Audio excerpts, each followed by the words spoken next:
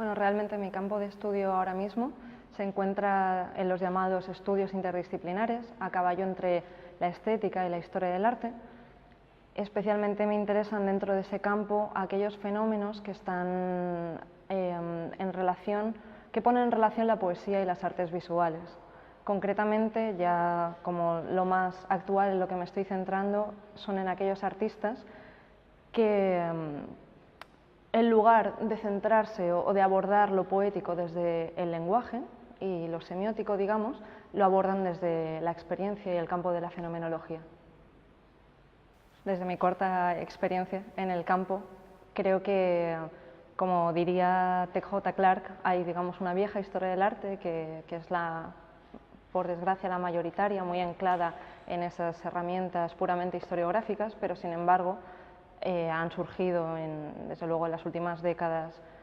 una cantidad no de nueva historia del arte, sino de nuevas historias del arte que por suerte combinan muchas herramientas de naturaleza muy distinta para precisamente abordar ese carácter casi siempre interdisciplinar, fragmentario de la obra de arte y que desde luego es muchísimo más acusado en la producción contemporánea. Yo empecé a trabajar sobre Txema Madoz en mi trabajo de fin de carrera. Es un trabajo que se centraba en hallar las relaciones entre Joan Brossa y Madoz a través de la poesía visual, pero sin embargo, cuando empecé a ahondar en su obra me di cuenta que había algo crucial, que era la sedimentación fotográfica. Entonces, digamos que lo esencial en la obra de Madoz no estaba tanto en la poesía objetual o visual que él plantea, sino en esa sedimentación fotográfica, por lo que en un estudio posterior, que acabó siendo este libro, quise ver si esa relación entre la poesía y la fotografía era algo más puntual o podría dar lugar a un posible fenómeno. Por ello lo que hice fue un rastreo de fotógrafos de ese mismo contexto histórico-artístico y encontré a Manuel Vilariño, que además no solo abordaba la fotografía desde una vertiente poética, sino que también es poeta en el sentido ortodoxo de la palabra, es decir, que escribe poemas y además que considera su obra como fotográfica y poética como un todo indivisible. Además, luego me di cuenta que ellos habían tenido relación, con lo cual también era muy fructífero, y creo que son dos fotógrafos que se desmarcan mucho del panorama fotográfico de los 80, que abordan la fotografía como un mero instrumento para transmitir esos contenidos poéticos y que sí que pueden estar ligados, digamos, en ese campo muy amplio de lo imaginario con Joan Fontcuberta, Ucalele, Ciuco Gutiérrez, pero realmente hay una verdadera propuesta poética que se basa en ese anclaje con lo real a través de una raíz surrealizante. Pues precisamente una de las similitudes que tienen estos dos fotógrafos con los artistas del surrealismo es esa descontextualización del objeto, esa desinstrumentalización para convertirlo en un catalizador poético. Sin embargo, la mayoría de los surrealistas se quedan en esos mecanismos, que son tremendamente ricos, excepto a lo mejor uno de los que se separa más es Magritte, que sí que digamos que mete los pies en el lenguaje, y en esto Madoz tiene una herencia bastante clara, pero sin embargo ellos dos parten de esos mecanismos para abordar una poética, digamos, de la reconciliación a través de un cierto estado primero del hombre, ¿no? Que yo en Madoz lo relacionaría con el niño, el primer hombre, y en Vilariño con el animal.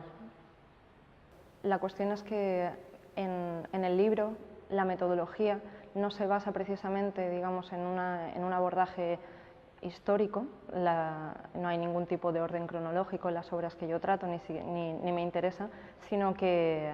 trato de crear a través de todos esos factores que desde luego contribuyen que conforman la creación y la obra de arte, véase factores histórico-artísticos, biográficos, de carácter estético, que configuran la obra, pero que sin embargo yo entiendo no tanto como en una línea cronológica vertical, sino en una especie de trama donde hay una chispa extraordinaria, que es lo que se hace que cree la obra, ¿no? Y que en Vilariño, desde luego, En Madoz y Vilariño hay un peso muy grande de lo biográfico, precisamente de la infancia, pero sin embargo lo crucial para mí están en sus lecturas y en todos los conexiones literarias que ellos establecen, y ese desde luego es el objetivo del libro y desde luego el camino que yo he intentado seguir para abordar sus obras. Bueno, yo creo que siempre es un terreno muy difuso y dinámico, por ello muy fructífero también, que siempre está en ese terreno experimental donde nada queda definido. Desde luego existe todos los fenómenos relacionados con la visualidad y la poesía, porque en primer lugar hay una arbitrariedad del signo lingüístico de base que hace que se pueda manipular, ¿no? Y relacionar con otro campo que podría ser la visualidad. Precisamente esa arbitrariedad entre, digamos, el signo y el referente hace que éste se pueda materializar y que en realidad no sea necesario un signo lingüístico. Me acuerdo de la frase de Joan Brossa que dice: si las palabras son las cosas, con el lenguaje de las cosas también se pueden hacer metáforas,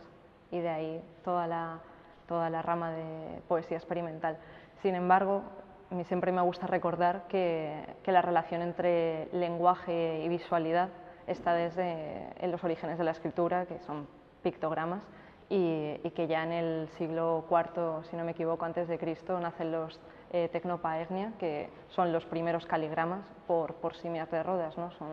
Son poemas que tienen la forma de la que hablan, ¿no? Con lo cual ese origen es mucho más antiguo y está mucho más en el hombre, creo, de lo que podemos pensar a primera vista. Creo que hay una diferencia fundamental entre el uso de herramientas poéticas y la poesía, digamos, de verdad, que en primer lugar, además en la publicidad se ve muy claro, ¿no?, que es la instrumentalización. Lo poético, la herramienta poética es simplemente un medio para llegar a un fin, que es el consumo, y que no tiene nada que ver con lo artístico, en tanto que se agota cuando se consume propiamente. Y sin embargo, toda aquella obra que tiene que ver con lo poético siempre guarda una cierta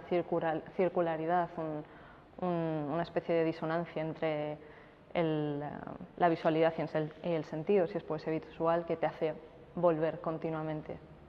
Bueno, realmente es una pregunta tremendamente complicada, ¿qué es lo poético? Desde luego en el libro lo que yo intento apuntar es hacia dónde puede ir lo poético en las obras de Madoz y Vilariño,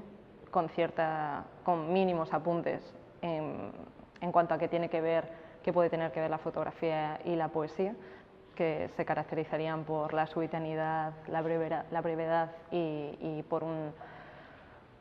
una naturaleza esencialmente metonímica, que, como digo, en Madoz viraría hacia una recuperación del encantamiento del mundo a través de esa mirada del niño, por decirlo muy, muy, muy reducidamente, y en Vilariño, por el contrario, consistiría en renebrar ese paso del ser humano con el resto de criaturas y en fin, seres del cosmos, pero desde luego creo que es una pregunta que me acabo de plantear hace bastante poco y que en realidad espero no resolver nunca.